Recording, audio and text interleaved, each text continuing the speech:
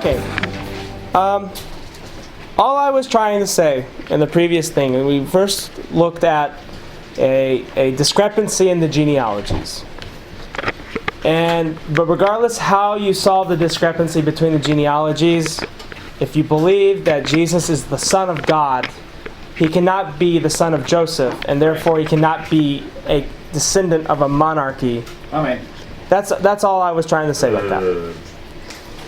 And that's a huge deal for Jewish people, because we saw throughout all of the scriptures we went through earlier that it has to be a descendant from King David. The second thing I brought up was, does the Messiah, is he supposed to be born from a virgin?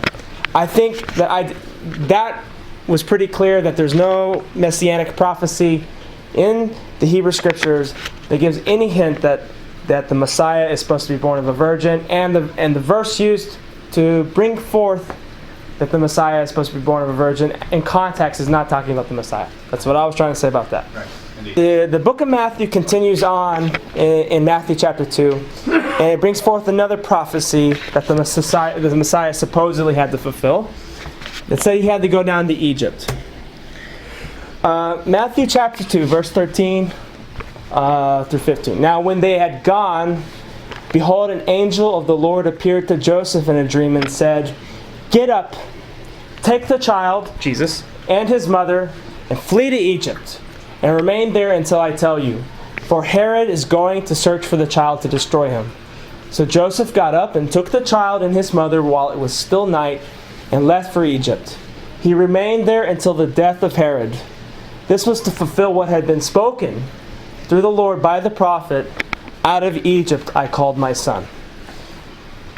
So, what Matthew is saying here is there's a prophecy that says that the Messiah, who is God's son, has to come out of Egypt in order to fulfill the prophecy, "Out of Egypt I called my son." This is the New Testament's claim. This is what the New Testament's saying, that the Messiah is supposed to fulfill that verse. Jesus being God's son, he was in Egypt, and God's calling him out of Egypt. Therefore, Jesus fulfilled the prophecy. But once again, let's look at the context of that verse. Hosea chapter 11, verse 1 is what it was referring to. "When Israel was a youth, I loved him, and out of Egypt I called my son." Who is my son in the context of this verse? The children of Israel. The children of Israel. When Israel was a youth, I loved him, and out of Egypt I called my son. Not an individual, a nation. The nation is the son being talked about in Hosea 11:1, not the Messiah. Right. There's no indication here that's talking about the Messiah. Yes? Is that the only Old Testament reference? Yes, sir. In fact, if you look in most New Testament, they'll have a footnote, and it'll tell you what verse to go to. Hosea chapter 11, verse 1. In the Hebrew translation of the New Testament, they use this Hebrew, "Umi mitzrayim karati livni." And this goes back to say that the verse in its original context was talking about Israel. Is Israel really God's son? And what do we mean by that? We're getting on the verge again. Is it literal or metaphorical? Well, the Israelites are not the begotten Son of God, but they are the spiritual Son of God. Exodus 4, verses 22, God is telling Moses what he's going to say to Pharaoh. He says, "Then you shall say to Pharaoh, thus says the Lord, Israel is my son, my firstborn." And then he goes on to say, "Because you tried to kill Israel by throwing all the males into the sea, I will kill your firstborn son. So you tried to kill my firstborn son? I'm going to kill your firstborn son in the 10th plague." That's what it's talking about in Exodus 4:22. And all throughout the Scripture, the children of Israel are called God's son. So Matthew, this is a very strange quotation in Jewish eyes, because it's not a Messianic prophecy. The son is Israel. It's not the Son of God, not the begotten Son of God. And there's no indication here that the Messiah has to come out of Egypt. All right. I'm going to skip on. Okay, go ahead. I have a thought. Yes. So we have this thing where it says, in order for the prophecy to be fulfilled, it ascended to Egypt, right? in order for that to call the son out of Egypt. Right. That's what it says. This is something that has troubled me for a while, actually. Even like it just this idea of a checklist. Now, what am I talking about? It says, okay, let's do this to make sure that the prophecy is fulfilled.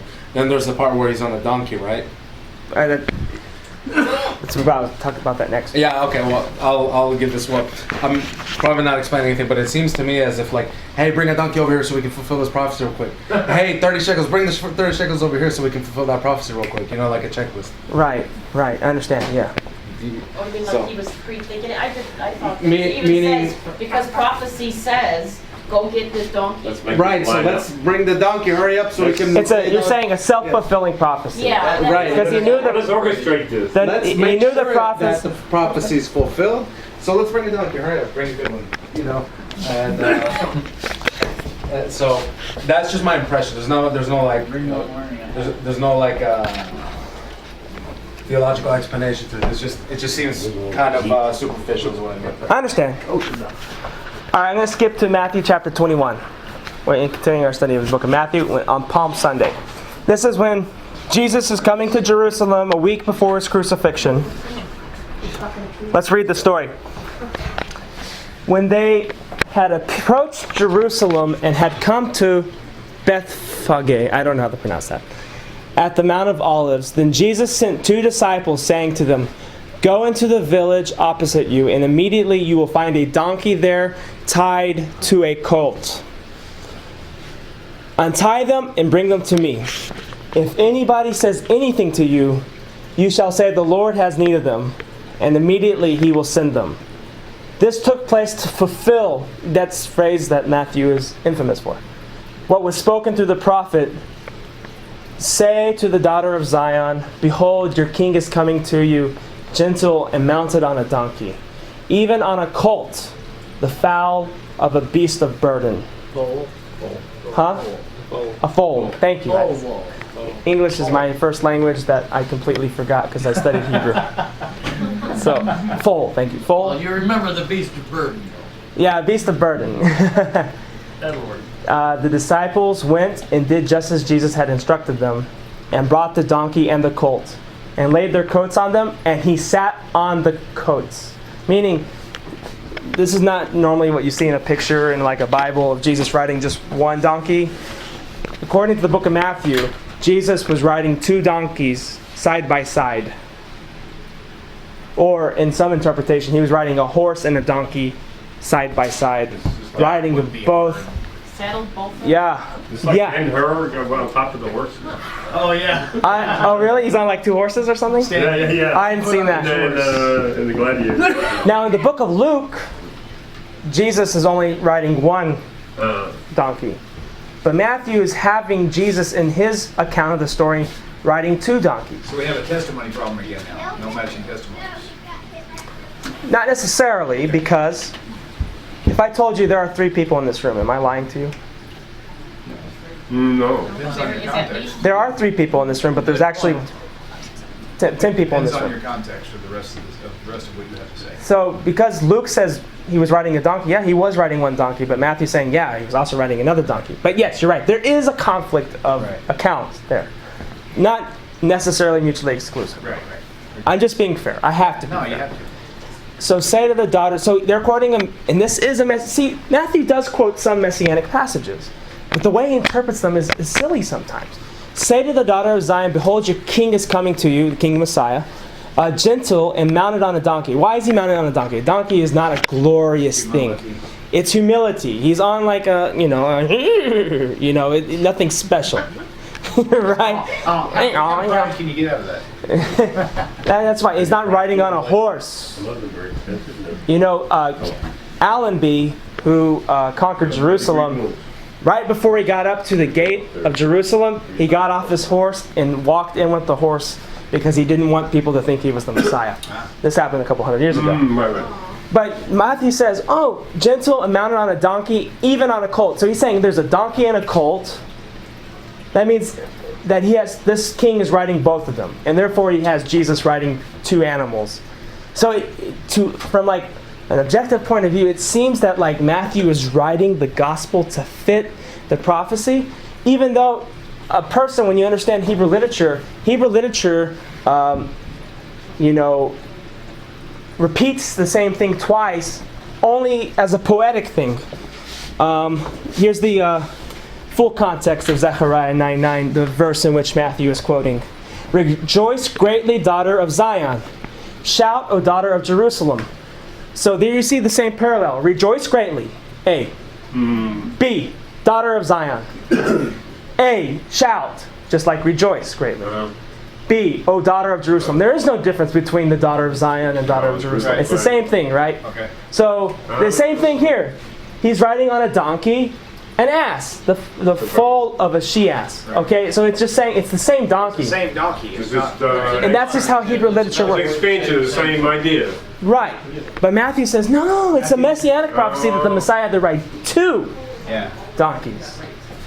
I don't see him riding the two. Are we sure? Yes. Well, you're right. Not on here, but in Matthew it clearly says it was. It says here. Miniature. Yeah. He says, He was riding there is, them both. That's all I have. go into the village opposite you, and immediately you will find a donkey tied there and a colt Saddle. with her. Untie them, plural, and bring them to me. If anyone says anything to you, you shall say, the Lord has need of them. And immediately he will send them. This fulfilled the prophecy in Zechariah. The disciples went and did just as Jesus had instructed them, and brought the donkey and the colt and laid their coats on them, and then Jesus sits on the coats. Wait a minute. It'd be interesting to see the Greek on this. Sure. Yeah.